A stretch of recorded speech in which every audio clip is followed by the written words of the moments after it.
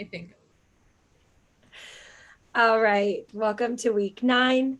We are the Literary Gems, and we're going to be sharing our books that celebrate diversity. Okay, so I'll go first. The name of my book is All Are Welcome. So let me share my screen. Oh my God. Okay. Pencils sharpened in their case, bells are ringing, let's make haste. School's beginning, dreams to chase, all are welcome here. No matter how you start your day, what you wear when you play, or if you come from far away, all are welcome here. In our classrooms, safe and sound, fears are lost and hope is found. Raise your hand, we'll go around. All are welcome here. Gather now, let's all take part. We'll play music, we'll make art.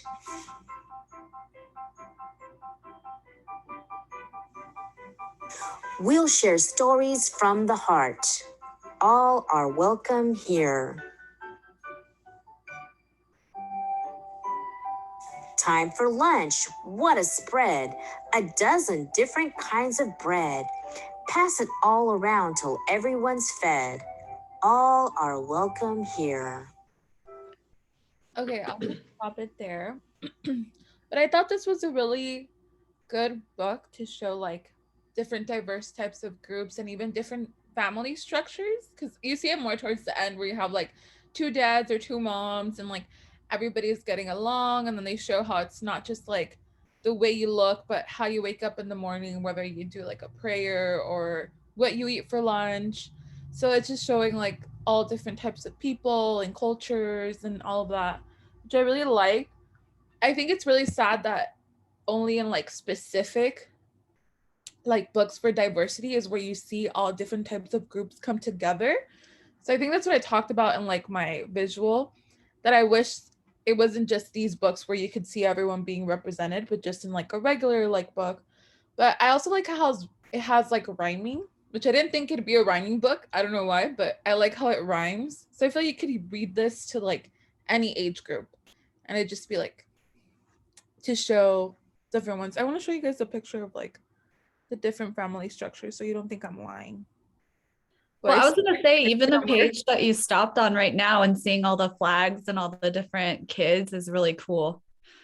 I know it's really cute. Like you guys have to see it on your own. Well, I can't find it. I don't know where it's at, but oh, I think it's right here. You guys are in the way. Oh, I don't know, but it's in there. And yeah, this one shows all like the different, like their culture. I'm assuming this is like a, I don't know, like an assembly or like maybe a show and tell. But yeah, that's my book. Oh, I loved it. I really love it. Okay, I'll share mine.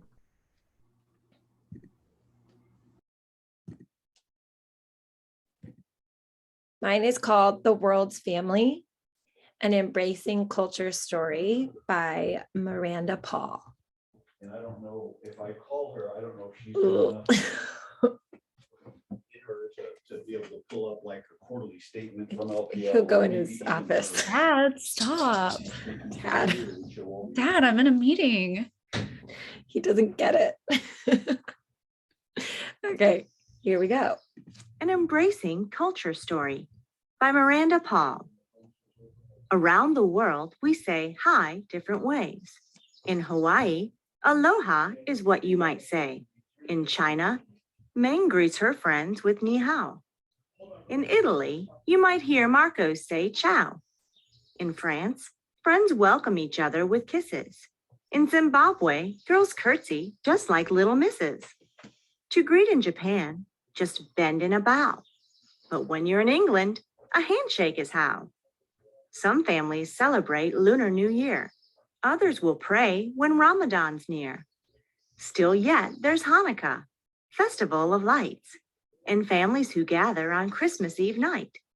In Kenya, Salama has a pet cow. In Canada, Angela's pet says, meow. Pablo takes care of a lovely iguana, while Tabo tends to his goat in Botswana. Around the world, we're different, it's true, but there are many ways I'm just like you. We smile. Okay, there's mine. So I really love this book. I also love that it rhymes. There's just something so cute about it. And I feel I agree. Mine could be used kind of at like any grade level, like K 1, 2, 3, 4, maybe. But I was sharing that my classroom is so diverse, and this would be such a fun book to even go around and ask the students if they know different ways to say hello, not really pigeonhole that or like pinpoint, like, how do you guys say it?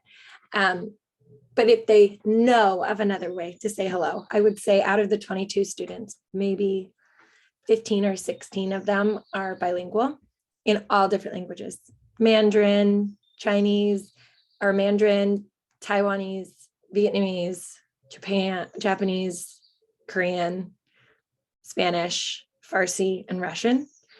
So it'd be so interesting to have them share kind of like how they say hello or different traditions that they celebrate. And yeah, get a good discussion going. Jen was saying it'd be really fun if each day we only said hello in like a different, like one different language for that day, or like for that whole week, you only say hello in Korean, and really get to like practice it, and it'd be really fun. I like that idea. I think it's cool. I do too. I was teaching my gymnastics class a couple days ago, and I have a girl from the Netherlands. So she was teaching us, do they speak Danish? Dutch. So she was teaching us Dutch and how to say, hi, how are you in Dutch? And all the other girls were like, oh my gosh, like she speaks another language. It's like, yeah, she's from a different country. It was really cool. She taught me some stuff. I had one of my students teach me how to say hello in Mandarin, and I forget how, maybe that one's ni hao. I like said it and she goes, good enough. And I was like, no, I want to like actually learn how to say it. And she said it and I said it again. She was like, that's better. I was like, we'll leave it there. That's funny. My cousin, they're from San Francisco, and we're white, obviously, but her teachers were Chinese. So my cousin spoke Mandarin, and she's 5 years old. Love that. She calls my uncle, she calls her dad in Mandarin. I'm like, how does she know Mandarin? Because her teachers would teach them Mandarin. So Love she's that. my little bilingual Chinese cousin. She speaks Chinese. That's perfect. That's so fun. I really liked your book, Sarah. All right, I'm going to read my physical copy of my book. It is called Going Up by Sherry Lee, and it's illustrated by Charlene Shua. Okay. I don't know how well you're going to see this, but it says, today, Dad and I are invited to a party on the 10th floor. And then the next page, it says, from Francesca Pinalta to Leonard and Sophie, you're invited to Olive's birthday party, 10th floor party room, Saturday from 2 to 4 p.m. And so I'm going to read a little bit and skip through so that you guys don't have to go through the whole book, but I'll go through it a little bit. Dad and I baked our favorite cookies this morning to take to the party. Molasses with jam in the middle, like a sandwich. It's my grandma's recipe. We put them on a special plate. And so these are her little cookies. And so, let's see. Going up, the elevator stops on the second floor. When the doors open, the Santucci brothers, Andrew and people are waiting to get in. Hey, little bit. People always calls me little bit.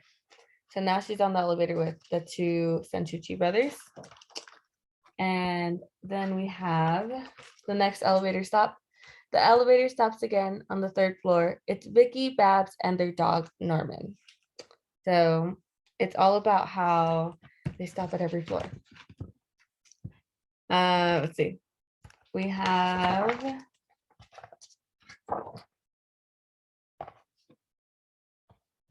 it's a lot harder to do this with the real book. Okay. The whole Flores family gets in on the 5th floor. Miguel, Anna, Samuel, Raul, Cleopatra, and baby Jade. Hey guys, says Raul, we have our dancing shoes on. And so the last page, when everybody on every floor gets onto this elevator.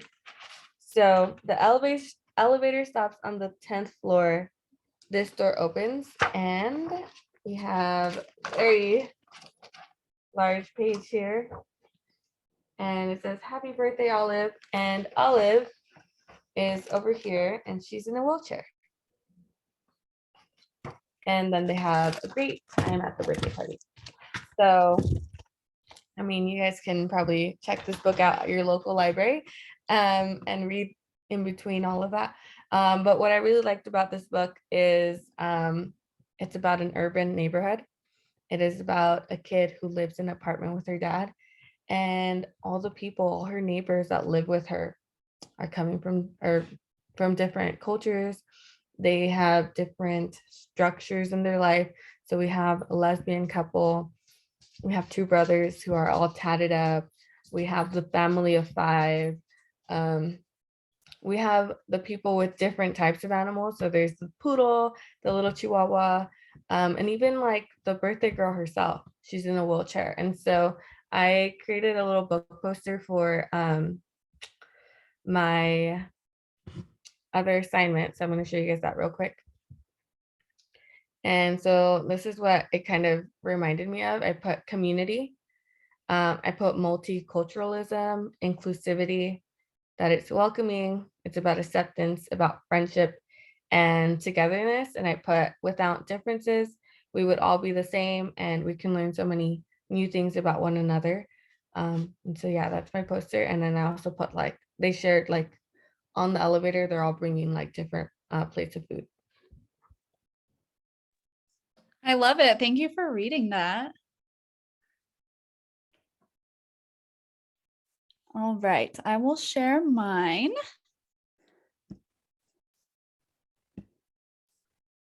Here she is. Oh. Okay. And I'm going to read it to you right now. Sulwe was born the color of midnight. She looked nothing like her family, not even a little, not even at all.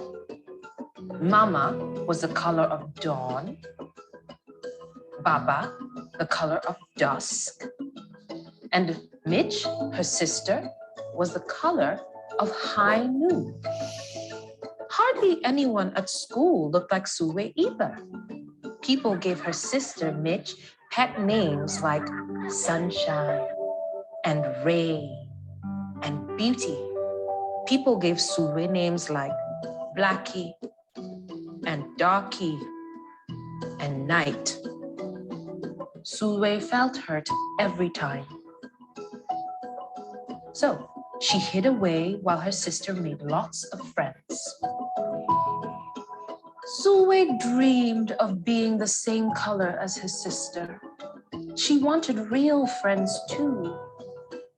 So she got the biggest eraser she could find and tried to rub off a layer or 2 of her darkness. That hurt. She crept into Mama's room and helped herself to her makeup. Oh no, she would hear about this from Mama. She's made a big mess. All right, I will stop it there. I used this book in another class, in one of my prerequisite classes, for an assignment, and it just always stuck with me. So I was excited to share it in this class too. but it basically just goes through Sulway's journey with self-esteem and loving her skin color. And she learns that beauty comes from inside of you and it's not on the outside or what your skin color is. And I think it's an important book to teach. I don't know if I would read it in my placement because I have first graders. I think it might be a little hard for them to understand, but maybe I'm underestimating them. I also love the illustrations. I think that is really good for the kids to see. And overall, I just love this book. I kind of tear up when I listen to it. It really gets to me. Yeah, I really like the meaning of the book. And I also really like how you found like Lupita reading it, because I found one where Dolly Parton was reading it and I really wanted to choose that book, but it wasn't a great book for this topic. So yeah, I really like the book. Wait, so it ends well though? Yeah, it does. Okay. So And I was I like, oh, how sad. Yeah, and like Jasmine was saying, so Lupita Nyong'o wrote the book and she reads it. So she's the one who wrote it. So I think it would be cool to play that in class. I don't know if I would want to read it. I think I would want her to read it, especially because she is a dark-skinned woman and it's about her personally. So I feel like me reading it wouldn't have the same effect as students seeing her read it. Yeah, this is a new book, right? Because I think I saw it at Barnes and Nobles. It is, yeah. Okay, yeah. Cool. Okay, I will go ahead and share my screen now.